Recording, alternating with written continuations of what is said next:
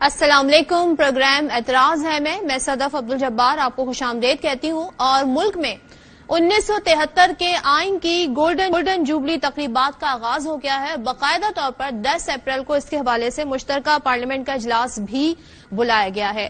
تو بدقسمتی کہیں کیا کہیں کہ 50 سال ہو گئے، نصف صدی ہو گئی اس آئین کو بنے ہوئے. اور یہ جو آئین ہے پاکستان کا، یہ تحفظ دیتا ہے پاکستانی عوام کو ان کے بنیادی حقوق کے حوالے سے، حکومت کی جو ایک مدت ہے اس حوالے سے. لیکن ہم ہر تھوڑے عرصے بعد دیکھتے ہیں کہ کوئی نہ کوئی آئینی بحران سر پر کھڑا ہو جاتا ہے اور اس پر شاذ و نادر ہی ہوتے ہیں. اب نوبت یہاں تک آ گئی ہے کہ الیکشن کے التوا میں، الیکشن میں کرانے میں 90 دن کا جو ٹائم اسی آئین کے تحت دیا گیا ہے، اس میں تاخیر جب نظر آنے لگی تو سپریم کورٹ کو از خود نوٹس دینا پڑا کہ کیوں پنجاب اور کے پی میں ہونے والے الیکشن میں تاخیر ہو رہی ہے.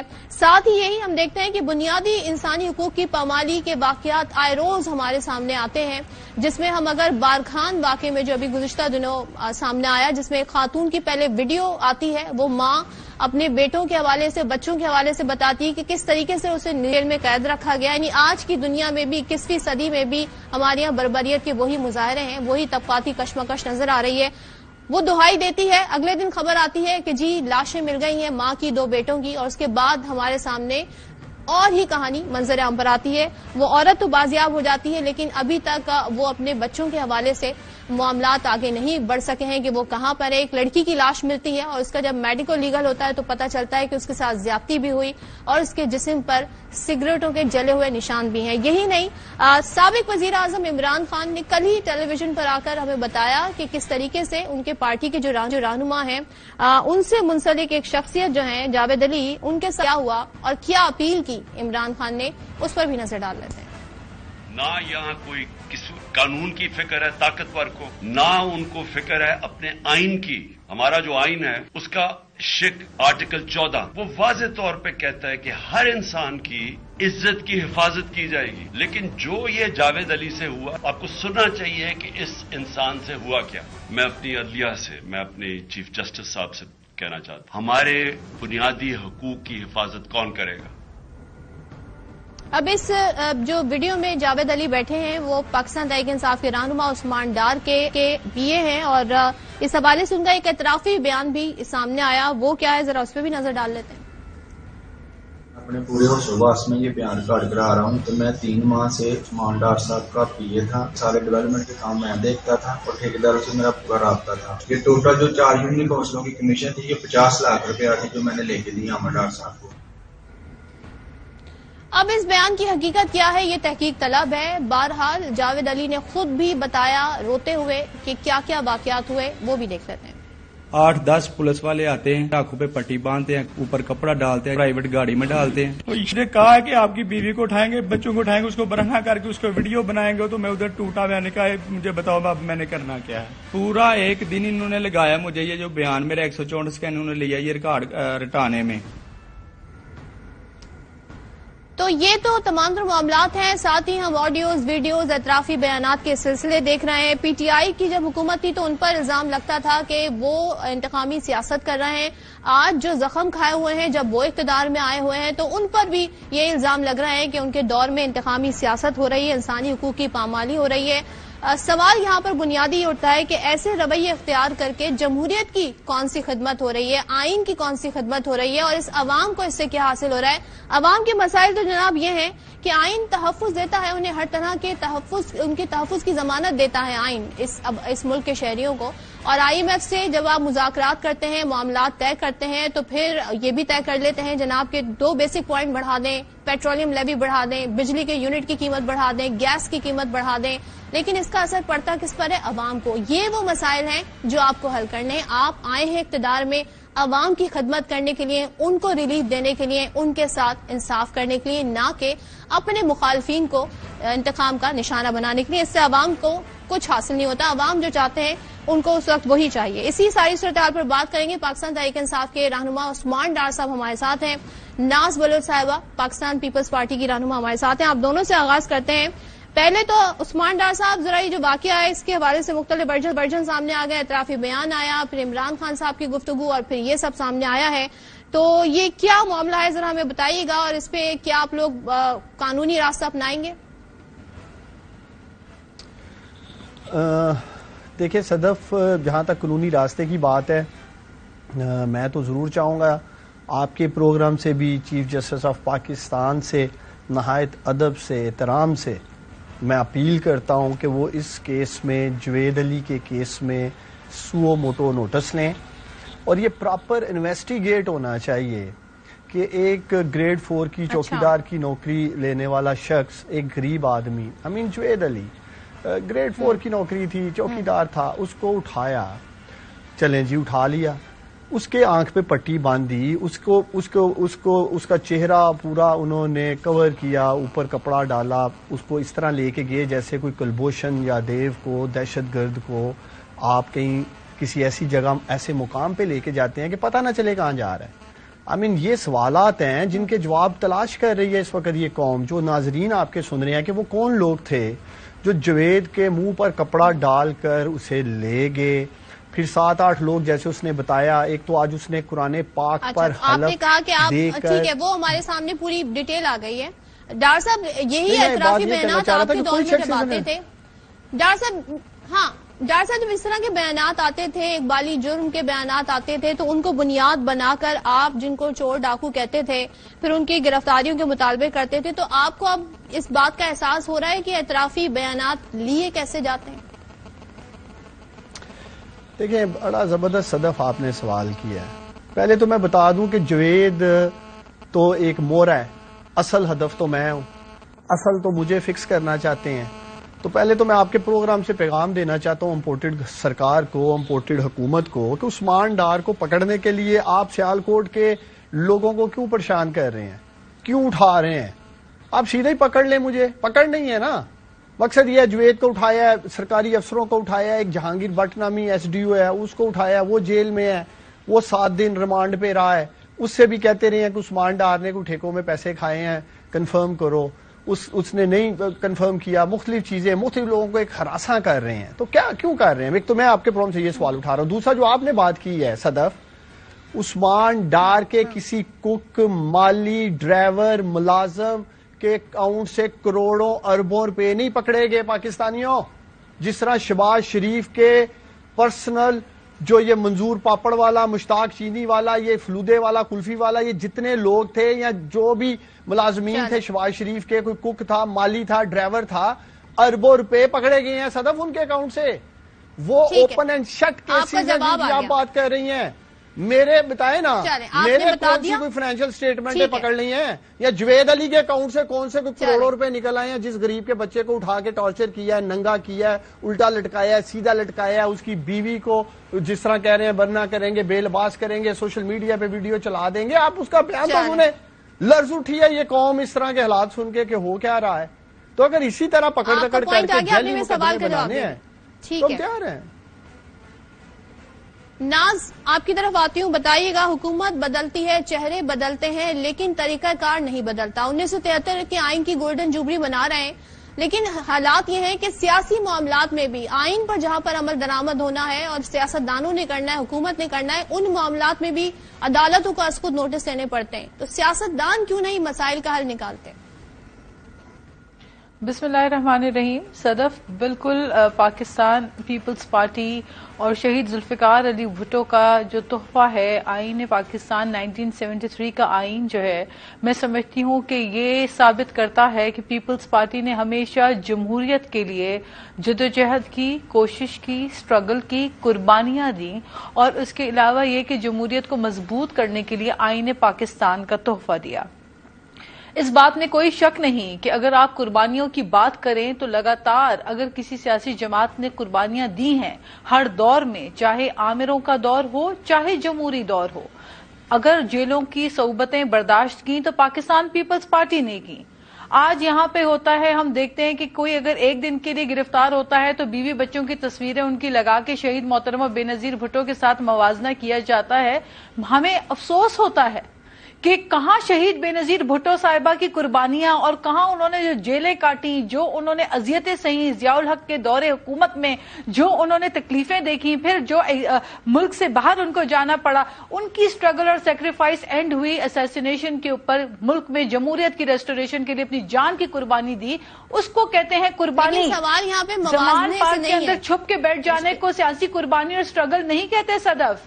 اور میں ہمیشہ کہا کرتی تھی جب پی ٹی آئی کی دور حکومت میں یہ حکومت میں ہوتے اور یہ بھول گئے تھے کہ کبھی وقت پلٹتا بھی ہے, انہوں نے انتقام کا کوئی بھی, میں سمجھتی ہوں, کوئی کسر نہیں ہاتھ سے جانے دی. فرنٹ بینچز میں بیٹھے ہوئے اپوزیشن کے ہر لیڈر کو انہوں نے جیلوں میں ڈالا. انہوں نے نیب کے جو کارروائیاں ہوتی تھیں پہلے ہی ان کو پتا چل جاتے تھے کہ اگلی باری کس کی ہونے والی ہے. یہ ٹرانسپیرنسی کا عالم تھا. اچھا, یہ انتقام کا جو جنون تھا ان کا. تو ہم کہتے تھے کہ وہ goes around comes around, لیکن میں پھر بھی کہتی تھی کہ two wrongs don't make a right. اور ہم پاکستان پیپلز پارٹی انتقام کی سیاست موجودہ دور میں بھی تو یہی ہو رہا ہے نا. تحریک انصاف کے جو چیئرمین عمران خان, صرف ان کی بات کروں نا, پاکستان پیپلز ان پر پارٹی 25 سے انتقام کی زیادہ سیاست کے مقدمات اوپر ہیں. یقین نہیں رکھتی. ہم نے صدف مجھے مکمل کرنے دیں, آصف علی زرداری صاحب نے 11 سال جیلیں کاٹی اور بعد میں سرخرو ہو کے نکلے عدالتوں سے. یہ بھی بتائیے, میری بات سنیں, جس کے دور میں بھی کاٹی, جس کے دور میں بھی کاٹی صدف, لیکن صبر اور تحمل سے برداشت کیا, اس طرح ڈرامے بازیاں نہیں کی. اور دوسری بات میں آپ کو بتاؤں کہ آپ مجھے پتا ہے, جب آپ لوگ اپوزیشن میں ہوتے ہیں, جب آپ لوگ اپوزیشن میں ہوتے ہیں نا, جب آپ لوگ اپوزیشن میں ہوتے ہیں تو آپ اس دور کی بات بتا رہی ہیں نا کہ ظلم اور زیادتی ہوئی, لیکن جب آپ لوگ اقتدار میں آتے ہیں تو آپ لوگ بھی وہی کچھ کرتے ہیں جس کا گلہ کر رہے ہیں, جو زخم آپ لوگوں نے کھایا ہوا. نہیں, ہم نہیں کر رہے, ہم نہ اس چیز پہ یقین کرتے ہیں نہ ہم ایسا کرتے ہیں. میں آپ کو بتا رہی ہوں صدف, آپ کو یہ بتا رہی ہوں, یو آر اے وومن. 8 مارچ ہے, ویمن ڈے آنے والا ہے. ہر 8 مارچ کو ہم جو ہے بڑے وعدے وفا کرتے ہیں کہ ہم ویمن, خواتین کے حقوق کی جنگ لڑیں گے. لیکن آپ کو پتا ہے کہ جب فریال تالپور ایک سٹنگ ایم پی اے کو رات کی تاریکی میں عید کی چاند رات کو آ کر ان کو گھسیٹ کے بختر بندوں میں ڈالا گیا, پورے شہر کے چکر کاٹے گئے, تو پھر اس وقت کہاں تھی پی ٹی آئی؟ اس وقت ان کو یاد نہیں آیا کہ انصاف کیا ہوتا ہے, قانون کیا ہوتا ہے. تب ان کو چادر اور چار دیواری یاد نہیں آئی. تو میں ان کو کہتی تھی کہ خدا را ایسی چیزیں نہ کریں کہ کل اگر آپ اس چکی میں پسے تو آپ کو تکلیف ہو. لیکن بات یہ ہے صدف کہ جہاں کرپشن ہوتی ہے وہاں پہ ڈیفینیٹلی آپ کے اوپر, آپ کے اگر تانے بانے یا کوئی بھی آپ کے جان پہچان میں ہو یا واٹس ایور کوئی بھی ہو, آپ کے پاس قانون موجود ہے. اس ملک میں آئین موجود ہے, قانون موجود ہے, قانون کو اپنے حساب سے ہمارے پاس عدالتیں موجود ہیں. لیکن میں ان کو یہ کہہ رہی ہوں کہ آج جب یہ بات کرتے ہیں کہ جی ظلم ہو گیا, تو آپ یاد رکھیں کہ 3.5 سال جتنا ظلم آپ نے کیا اتنا ظلم آپ کے ساتھ نہیں ہوا. اور ہم چاہتے بھی نہیں ہیں کہ ناجائز کسی کے ساتھ ہو, کسی کے ساتھ زیادتی ہو. ہم تو چاہتے ہیں کہ انصاف ہو, ہم چاہتے ہیں کہ اس ملک کے اندر جو ہے امن و امان ہو اور نفرت کی سیاست ختم ہو. یہ جو نفرت کے بیج ہیں انہوں نے بوئے صدف, نفرت کے بیج انہوں نے بوئے. 3.5 سال میں سوائے نفرت کے انہوں نے کچھ نہیں اگلا.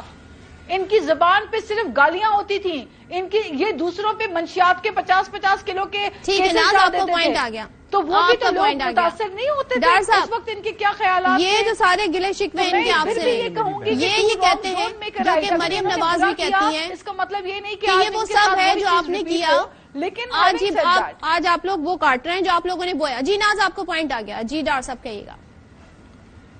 دیکھیں, پہلے تو میں اپنی اس بہن کو کہنا چاہتا ہوں کہ عمران خان کے 3.5 سالوں میں شہید ارشد شریف جیسے واقعات نہیں ہوئے. جس طرح شہید ارشد شریف اس ملک کا بہادر بیٹا جس بے دردی کے ساتھ اس کا قتل کیا گیا, میری بہن عمران خان کے دور میں کسی صحافی کو اس طرح قتل نہیں کیا گیا. صابر شاکر جیسے ایماندار صحافی جو ملک چھوڑ کے چلے گئے, نام آپ لیتے جائیں جس کو انہوں نے کیا کیا نہیں کیا. عمران خان کے دور میں کئی لوگ ننگے کیے جا رہے تھے, ٹارچر کیے جا رہے تھے, الٹا سیدھا لٹکائے جا رہے تھے. اور جن مقدمات کی یہ میری بہن بات کر رہی ہے, اور آپ نے درست سوال اٹھایا تھا صدف کہ 11 سال آصف علی زرداری نے جو جیل کاٹی وہ میاں نواز شریف کی وجہ سے کاٹی. نواز شریف کے دور میں سارے پرچے بنے, تو وہ اکٹھے ملے ہوئے ہیں. اب یہ 13-14 جماعتیں جتنی بھی ہیں خود یہ اکٹھے ہیں جو آپس میں لڑتے تھے, مرتے تھے, مقدمات بناتے تھے. آج سوال اٹھا رہے ہیں جی آصف علی زرداری اتنے سال اندر رہا, فلانا اتنے سال اندر رہا.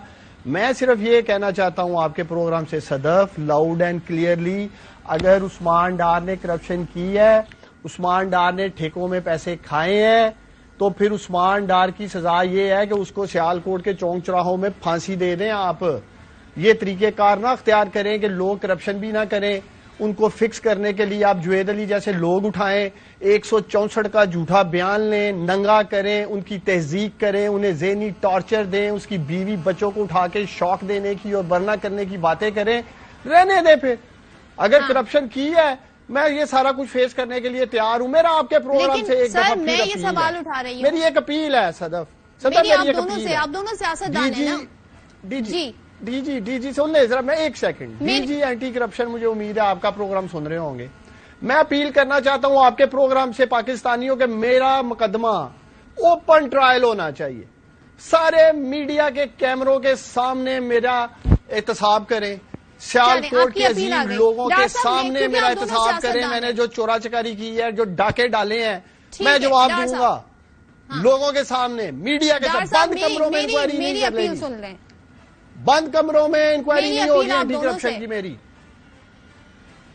ٹھیک ہے، آپ دونوں سیاستدان ہیں، مختلف جماعتوں سے تعلق ہے، لیکن ایٹ لیسٹ جو بنیادی انسانی حقوق ہیں اس پر تو ایک ہو جائیں.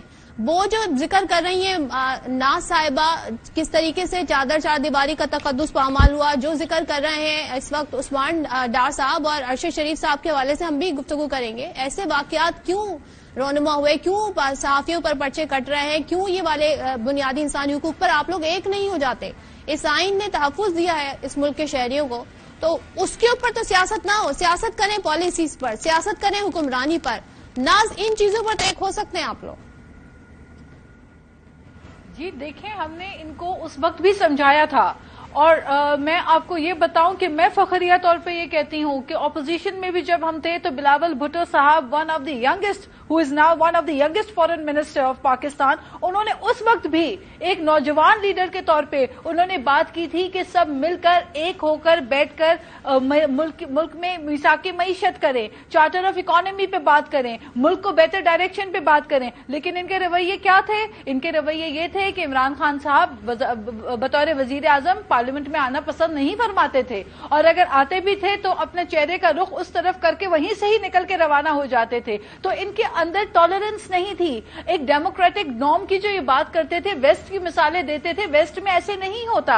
اس ویسٹ کی جہاں کی یہ مثالیں دیتے ہیں وہاں پہ عدم اعتماد سال میں 3 دفعہ بھی آتے ہیں، لیکن ٹالرنس ہوتی ہے، ایکسپٹ کیا جاتا ہے چیزوں کو بڑے دل کے ساتھ. یہ نہیں کہا جاتا کہ آپ عدم اعتماد میں اگر آپ ہار گئے، شکست ہو گئی، تو آپ کہیں یہ مقبوضہ پارلیمنٹ ہے، پھر آپ کہیں جی یہ امپورٹڈ حکومت ہے، پھر اس کے بعد آپ کہیں جی نہیں امپورٹڈ نہیں ہے، یہ تو ایکسپورٹ ہوئی ہے، یہاں سے جو ہے معاملات بن کے باہر گئے، تانے بانے روز کسی ایک کو ذمہ دار ٹھہرا دینا اپنی شکست کا. تو میں سمجھتی ہوں کہ ہم نے تب بھی کہا تھا، بڑے دل کا مظاہرہ کیا تھا، اور اب بھی ہم کہتے ہیں کہ ملک کے انٹرسٹ میں ایک ہو کر بات کرنی چاہیے، تبھی ملک آگے بڑھے گا. یہ ہم سب کا ملک ہے، یہ عثمان ڈار کا ملک ہے، یہ میرا ملک ہے، یہ ہم سب کا ملک ہے. ہمیں مل کر کم سے کم افہام و تفہیم کی سچویشن حکمرانی کی مثالیں دی جاتی ہیں دے کر، اور جو وہاں پر ہم یہ دیکھتے ہیں جب الیکشن ہونے ہوتے ہیں تو وقت پر بھی ہوتے ہیں.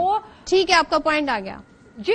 لیکن دیکھیں صدف، بات یہ ہے کہ پی ٹی آئی نے سوائے گالم گلوچ کے، سوائے نفرت کے، انہوں نے 3.5 سال میں کیا کیا؟ انہوں نے تو نہ کسی کی سنی، نہ کسی سے بات کرنے کا گوارا کیا. اس کا جواب اس طرح سے بریک کے بعد لیتے ہیں.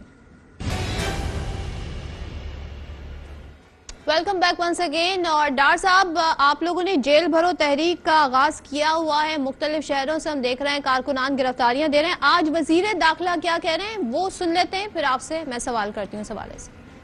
جیل بھرو تحریک، اس میں اب کل ملا کے کوئی 100-125 آدمی اکٹھا ہوا ہے، اور ان میں سے بھی جو تقریباً جو ہے وہ 80% ایسے ہیں کہ جو کہتے ہیں کہ جی ہمیں چھوڑ دیں.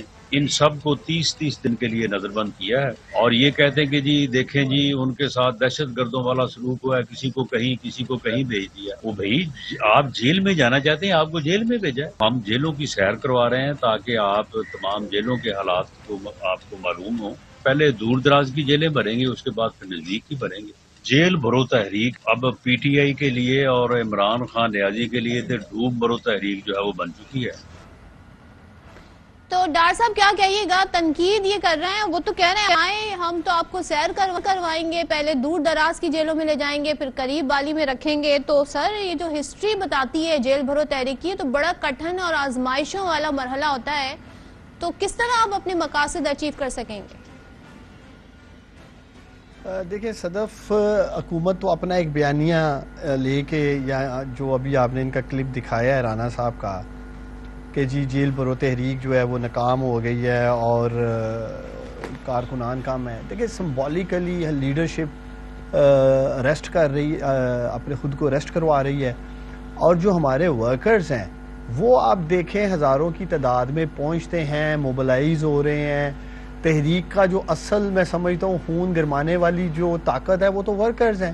ورکرز کو تو یہ پکڑتے نہیں ہیں. ایک پولیس وین لے کے آ جاتے ہیں جس کے اندر 25 سے 30 لوگ ہی ڈالے جا سکتے ہیں. میرا تعلق سیالکوٹ سے ہے. سیالکوٹ کی جیل میں 2500 کی کیپیسٹی ہے قیدیوں کی، آلریڈی 3200 قیدی اندر ہیں. جیلر پیغام بھیجتا ہے ڈار صاحب آپ کوشش کیجئے گا یہاں نہ ہی ہو جیل بھرو، آگے ہی ہم مسئلے میں ہیں، جیل میں کیپیسٹی کا ایشو ہے. میں نے انہیں کہا فنڈ ریزنگ کرتے ہیں سیالکوٹ میں، جیل کے اندر کوئی کمرے شمرے بنوا لیتے ہیں. یہ جیلر جو ہے وہاں کے وہ پیغام باہر بھیج رہے ہیں کہ جیل کے اندر کیپیسٹی نہیں ہے. ہر پنجاب کی جیل کا یہی حال ہے صدف. اب میں ریکارڈ کی بات کر رہا ہوں. ابھی اپنے رپورٹر کو کہیں سیالکوٹ میں ان کو بولیں وہ جائیں اور وہ جا کر جیلر سے پوچھیں کہ جیل کے اندر کتنے قیدی ہیں، کیپیسٹی سے زیادہ قیدی ہیں پہلے ہی اندر. خود یہ خوفزدہ ہیں، ان کی کانپیں ٹانگ رہی ہیں، 2 4 6 یہ ہمارے پکڑ لیتے ہیں.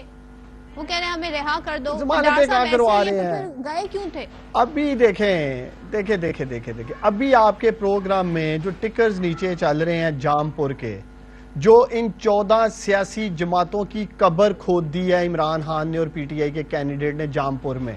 ذلت امیز شکست ہو رہی ہے پاکستانیوں، ذلت امیز. ایک تو ہوتا ہے نا ہرانا یا ہارنا.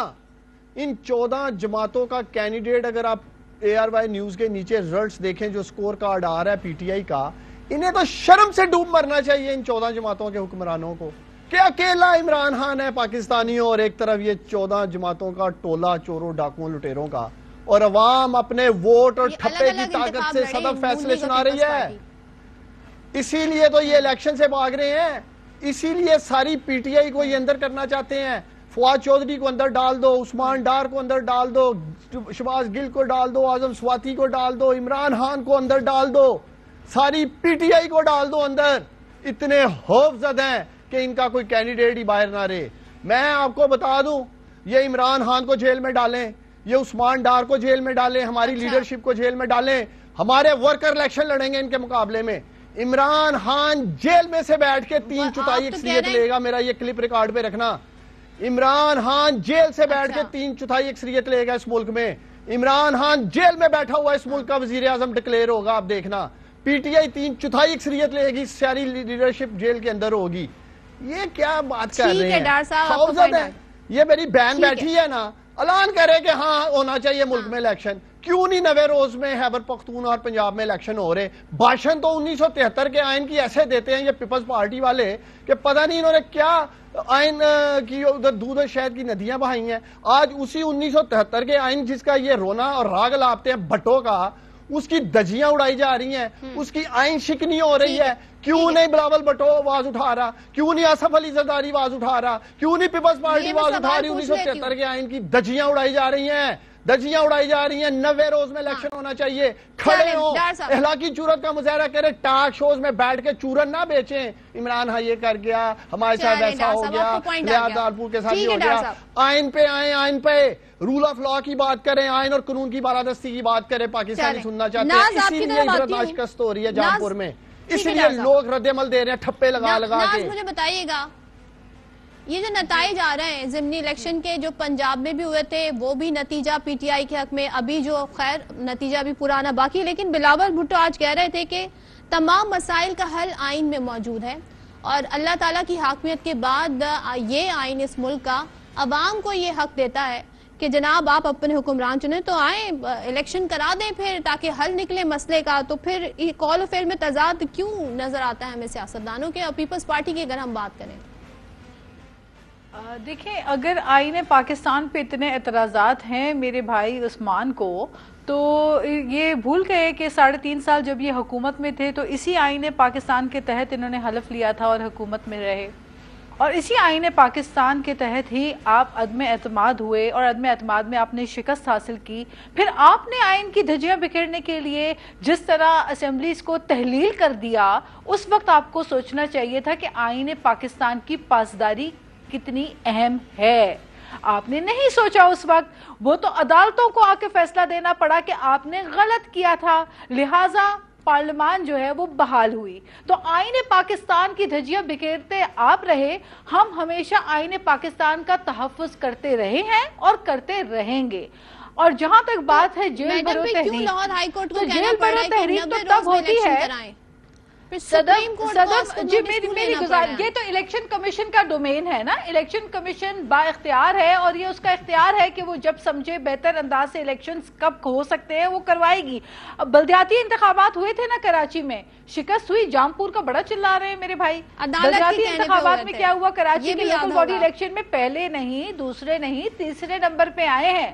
اب باتیں اگر آپ نے ایسی کرنی ہے جیل بھرو تحریک کی، تو جیل تب بھری جاتی ہیں پہلے لیڈر کہتا ہے میں آگے، میرے پیچھے میرا ورکر. یہاں پہ لیڈر جو ہے وہ زمان پارک سے باہر نہیں نکل رہے اور ورکر کو کہہ رہے ہیں جاؤ تم جیل بھرو. ایسا کب ہوا؟ ہم تو بھئی اس پولیٹیکل پارٹی کے فالوور ہیں جس میں ذوالفقار علی بھٹو نے خود جیلیں کاٹی، زرداری صاحب خود جیلوں میں گئے، بی بی شہید خود جیلوں میں گئیں. انہوں نے یہ نہیں کہا کہ میرے ورکر کو جیل میں بھرو میں باہر رہوں گی. انہوں نے کہا کہ میں اگر سخت ترین گرمی کے اندر یہاں پہ جیل گزار رہی ہوں، میں نے اپنے ورکر سے بہتر انداز میں نہیں رہنا. جس طرح میرے ورکر تکلیف برداشت کر رہا ہے میں کروں گی ایک خاتون ہو کے. یہاں پہ تو ان کے لیڈر زمان پارک سے باہر نہیں نکلتے. 2014 میں جب پی ٹی آئی کے ورکروں پہ پرچے کٹے تھے املاک کو سرکاری نقصان پہنچانے کے اوپر، جب دھرنا ہوا تھا، ان دنوں کی بات ہے جب ان کے ورکرز پہ ایف آئی آر پرچے کٹے تھے. تو عثمان کو یاد ہونا چاہیے کہ وہ ورکرز آج تک اپنے پرچے خود بھگت رہے ہیں، کوئی لیڈر ان کے پیچھے نہیں کھڑا ہوا. یہ ہے پی ٹی آئی. تو ورکرز کو بہکانا بھڑکانا چھوڑ دیں. آپ کو 3.5 سال حکومت ملی، آپ نے دیا کیا اپنے ورکر کو؟ غربت، بے روزگاری، مہنگائی، لارج سکیل مینوفیکچر انڈسٹری کو تباہ کر کے آپ نے بند کر دیا اور دنیا میں پرسپشن دیا کہ پاکستان ایک کرپٹ ملک ہے. یہ آپ نے کیا اپنے نوجوانوں کے ساتھ. آج آپ بیٹھ کر باتیں کر رہے ہیں یہاں پہ.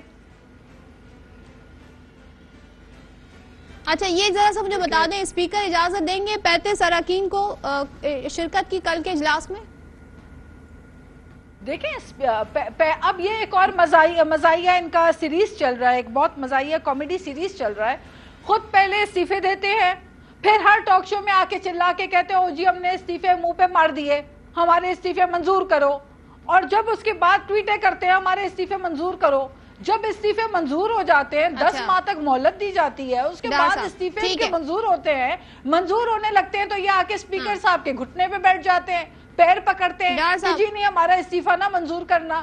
لیڈر کہتا ہے استعفے منہ پہ مار دیے ہیں. پھر ان کے جو ایم این ایز ہیں وہ کہتے ہیں کہ جی استعفے منظور نہ. 10 مہینے گزر جانے کے بعد اور اب جب استعفے آپ کے منظور ہو گئے تو پھر اب رونا کہ جی ہمارے استعفے کیوں منظور ہوئے. اتنے یو ٹرنز نہ لیں کہ آپ کا اگلا انتخابی نشان یو ٹرن بن جائے میرے بھائی. اتنے یو ٹرنز نہ لیں. آپ کو یہ کہہ رہی ہیں یو ٹرن آپ انتخابی نشان بنا لیں. جی لاسٹ کومنٹ. صدف آپ بس پلیز مجھے انٹرپٹ نہیں کرنا، لاسٹ کومنٹ ہے. یہ کان کھول کے سن لیں. میرے لیڈر نے حکومت میں کہا تھا، میرے لیڈر عمران خان نے حکومت میں کہا تھا میں حکومت سے نکلا تو خطرناک ہو جاؤں گا. آپ نے دیکھا جب حکومت سے عمران خان نکلا تو ان کی چیخیں نکلنا شروع ہوگی، کانپیں ٹانگنا شروع ہوگی. پھر انہوں نے میرے لیڈر پہ گولیاں چلائیں، 4 گولیاں ماری ٹانگ پہ، زمان پارک میں ڈالا. زمان پارک میں گھر میں بیٹھ کے میرا لیڈر ایک خطرناک ثابت ہوا ان کے لیے. اب یہ اسے جیل میں ڈالنا چاہتے ہیں. یہ کلپ ریکارڈ پہ رکھنا، میرا لیڈر یہ جیل میں ڈالے. جیل میں جانے والا عمران خان اور زیادہ خطرناک ہو جائے گا ان کے لیے، اور زیادہ خطرناک ہوگا. بہت شکریہ عثمان ڈار صاحب. ناز بلوچ صاحب ہمارے ساتھ تھی. سیاسی منظرنامے پہ گفتگو ہو رہی تھی. بریک کے بعد واپس آئیں گے تو معاشی منظرنامہ دیکھیں گے اس بریک کے بعد. Welcome back once again. اور اس ملک میں اگر امتحان کسی کا جاری ہے تو وہ غریب طبقہ ہے، عوام ہے، جو مشکلات اور معاشی مسائل کے باوجود اپنی روزمرہ آگے زندگی میں بڑھا رہے ہیں. آئی ایم ایف کی پیشگی شرائط پر اب جو اثرات جو عمل درآمد ہو رہا ہے اس کے اثرات نمایاں ہو رہے ہیں. اور ابھی تک ہمیں قرض کی جو قسط ہے وہ نہیں ملی ہے. لیکن منی بجٹ اس دوران پاس ہو جاتا ہے. ہفتہ وار مہنگائی کی شرح 41% پر پہنچ گئی ہے. اور کچھ دن پہلے وزیر اعظم نے ہمیں کیا کہہ کر خبردار کیا تھا، ذرا وہ سن لیتے ہیں. IMF کے ساتھ ہمارے معاملات اب آخری مراحل پر ہیں اور اس کے نتیجے میں مزید مہنگائی ہوگی. 75 سال گزر گئے، غریب آدمی نے قربانی، وہ لوگ جن کو اللہ تعالیٰ نے بے پناہ وسائل سے نوازا ہے، حصہ ڈالا ہوگا، لیکن کیا سب نے یہ فرض ادا کیا؟ یہ ایک سوالیہ نشان ہے. تو اشرافیہ کی مراعات ختم کر کے سالانہ 200 ارب روپے جو ہیں اس کی بچت ہوگی اور 170 ارب کے جو ٹیکس لگنے سواہم پر وہ 4 مہینے کے لیے ہیں. تو یہ اس وقت صورتحال ہے.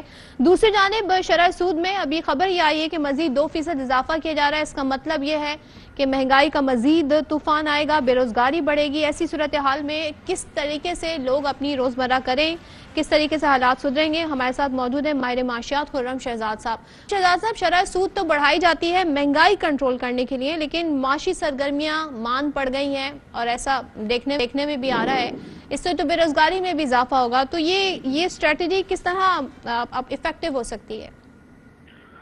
جی دیکھیں، یہ اسٹریٹجی افیکٹو تو نہیں ہوگی. ڈیفینیٹلی آپ نے بالکل صحیح کہا کہ شرح سود اضافے سے نقصان یہ ہوتا ہے کہ جو قرضے ہیں، جو انڈسٹریز اور بزنسز قرضے لے کے انویسٹ کرتے ہیں اور امپلائمنٹ جنریٹ کرتے ہیں، ان کو اب یہ ایک اور کاسٹ کا سامنا کرنا پڑے گا ڈیفینیٹلی، کیونکہ ایک طرف ٹیکسز میں اضافہ، دوسری طرف بزنس کرنے میں اوور آل جو ہے انرجی پرائسز میں اضافہ، وہ بزنس کے لیے مشکلات پیدا کرتی ہیں اور نئی انڈسٹریز نہیں لگتی، پھر یا ایگزسٹنگ انڈسٹریز ہیں وہ یا تو بند ہوتی ہیں یا بہت سلو ڈاؤن ہو جاتا ہے. کافی بزنسز ابھی جو ہے وہ بند ہو رہے ہیں یا سلو ڈاؤن ہو گئے ہیں.